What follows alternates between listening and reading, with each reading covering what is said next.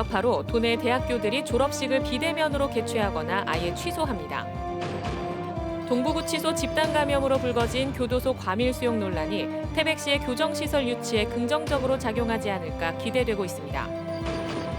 만성적인 물 부족 현상을 겪는 속초시가 상수원 확보와 누수율 줄이기를 통해 내년에 물자립 도시 선언을 추진하고 있습니다. 비영리법인 정선군 곤드레 활성화 사업단이 해산되면서 관련 사업 중단이 우려됩니다. 안녕하십니까. 뉴스데스크 강원입니다. 강릉시 150번째 코로나19 확진자가 발생했습니다. 강릉시에 따르면 부천에 사는 40대 A씨가 지난 11일부터 오한과 근육통 등의 증세로 어제 강릉시 보건소 선별진료소에서 검사를 받고 오늘 확진 판정을 받았다고 밝혔습니다. A씨는 해외에서 들어온 뒤 강릉에서 자가격리 중이었습니다. 코로나19 여파로 도내 대학 졸업식 대부분이 취소되거나 온라인 비대면으로 치러집니다. 가톨릭 관동대는 오늘 온라인으로 학위 수여식을 연 가운데 1,200여 명의 졸업생들은 오는 25일까지 개별적으로 학위증을 받고 학위 가운을 대여할 수 있도록 했습니다.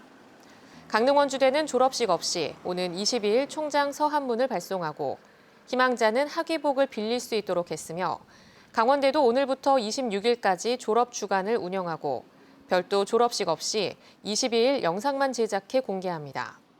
또 강원도립대는 내일 사전 제작한 졸업식 영상을 공개하고 학위 가운 대여와 실내 포토존 등을 운영합니다. 태백시가 추진하는 교정시설 유치에 진척이 없어 궁금해하는 시민이 많습니다.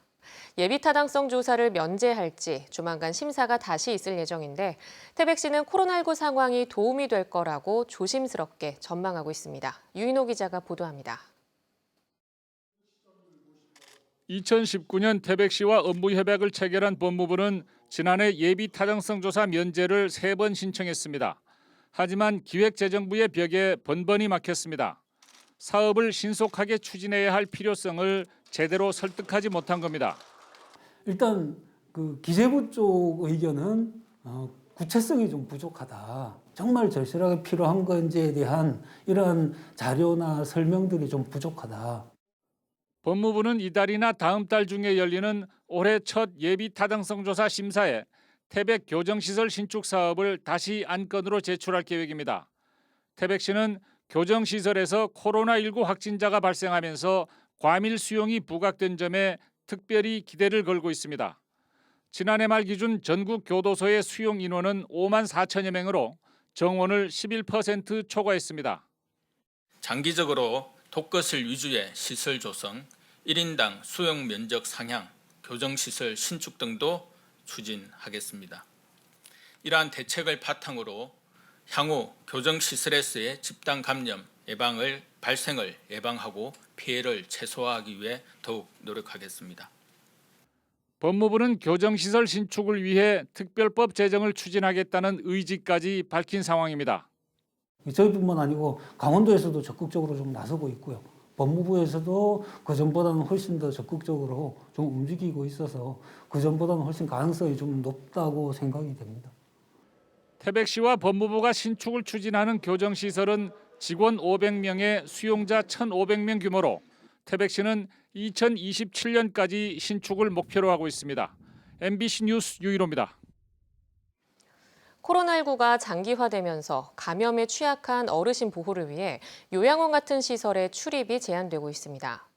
이런 와중에 관련 시설에서 노인 학대가 있었다는 신고가 늘면서 가족들이 불안해하고 있습니다. 황구성 기자가 취재했습니다. 6개월간 80대 친어머니를 요양원에 모셨던 A씨. 지난 설을 앞두고 집으로 모신 어머니 모습에 깜짝 놀랐습니다. 손등과 팔, 다리 등 온몸에 시퍼런 멍이 들어 있었기 때문입니다. A씨는 평소 거동이 불편해 침대에만 누워있는 노모가 학대를 당한 걸로 의심하고 있습니다.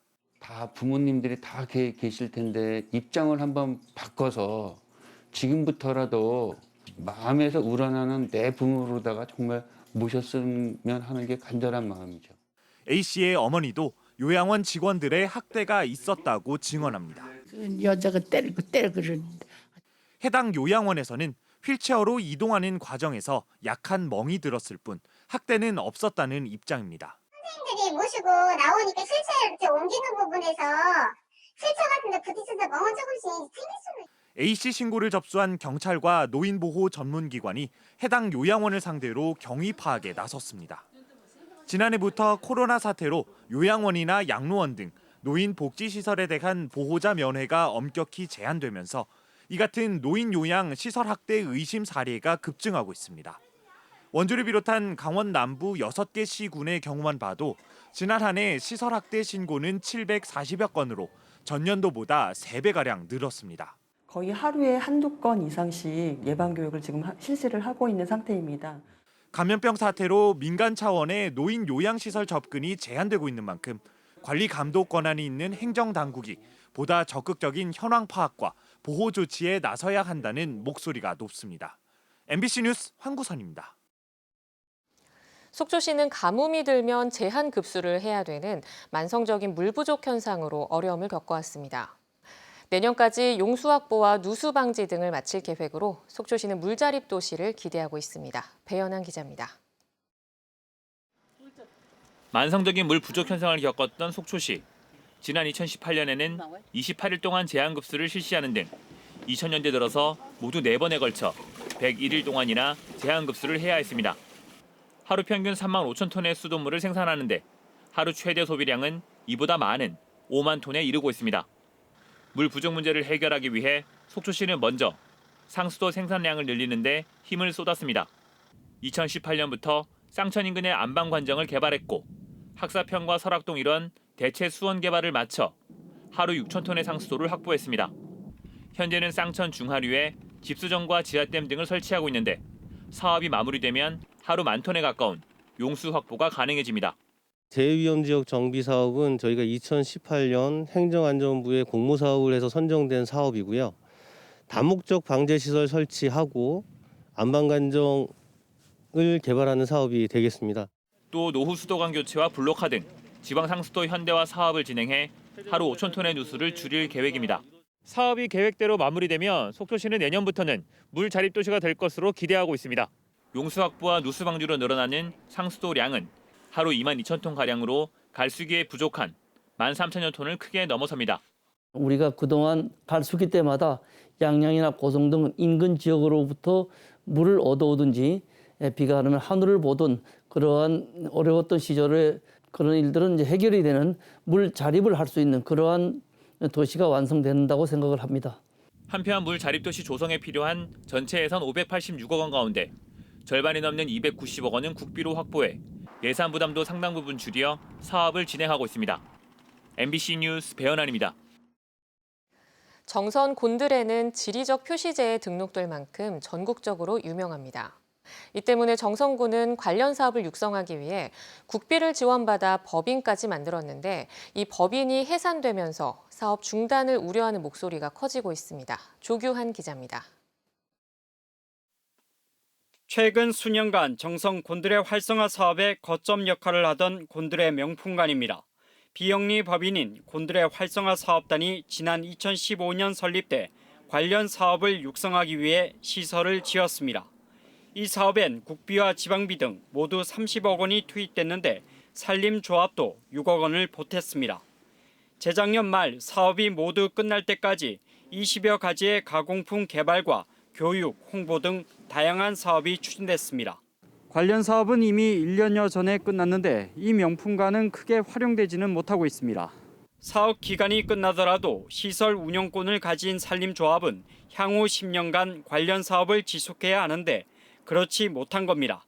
사업이 중단되고 더 이상 진척이 없음으로 해서 그동안 고생한 농민들도 아쉬워하고 저 정선 곤드레가 더 이상 명품화가 안 됨으로 해서 좀 안타까움이 있는 그런 현실입니다.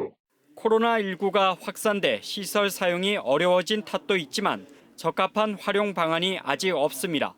그동안 개발한 가공품을 생산하고 법인 인력을 유지하려면 돈이 필요한데 이제 국비와 지방비 지원이 끊겼습니다.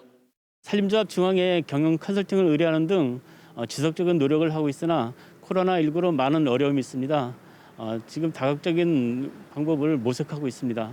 결국 사업이 본 궤도에 오르지도 못한 채 차질을 빚고 있는 셈인데 정성군도 고민에 빠졌습니다. 비 지원을 추가로 지원받기 위해서 농식품부에 지역 특화 품목 지정 신청서를 제출했고 그게 선정 시 곤드레 명품관 활성화에 지원할 계획입니다. 막대한 세금이 들어간 정성 곤드레 활성화 사업이 중단 없이 추진될 수 있도록 신속한 대책 마련이 필요해 보입니다. MBC 뉴스 조규환입니다.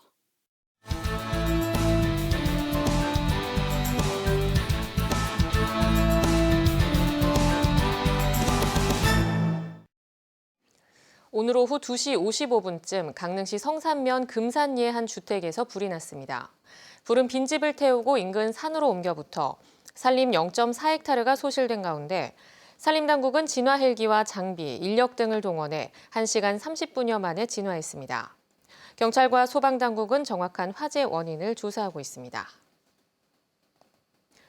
강원도와 강원도교육청이 원격 수업으로 인해 쓰지 않는 급식 예산을 학생들에게 지원하기로 했습니다. 농산물 꾸러미나 농산물 모바일 쿠폰으로 지급할 계획으로 구체적인 시기와 방법은 추후 협의하기로 했습니다. 또 본 예산의 30억 원을 확보해 저소득층 학생이 휴일에만 쓸 수 있던 급식 카드를 원격 수업일에도 쓸 수 있게 지원합니다. 이와 함께 원격 수업이 길어질 경우 가정 간편식 지원이나 도시락 배달 등의 방안을 다양하게 마련하기로 했습니다. 채용 비리 혐의로 기소돼 지난 1심에서 무죄를 선고받은 김양호 삼척시장이 2심에서도 무죄를 선고받았습니다. 춘천지법 강릉지원 제1형사부는 지난해 2월 1심에서 무죄를 선고받은 김양호 시장에 대해 검찰이 양형 부당을 이유로 제기한 항소를 기각하고 원심 판결을 유지했습니다. 김양호 시장과 전 삼척시 공무원 김모 씨는 지난 2015년 모 골프장 대표이사에게 특정인이 채용되도록 압력을 행사한 혐의로 기소됐다가 범죄 혐의가 입증되지 않는다며 1심에서 무죄를 선고받았습니다. 강원도가 올해 친환경 전기차 5,615대를 보급하는 가운데 모두 782억 원가량을 투입할 계획입니다.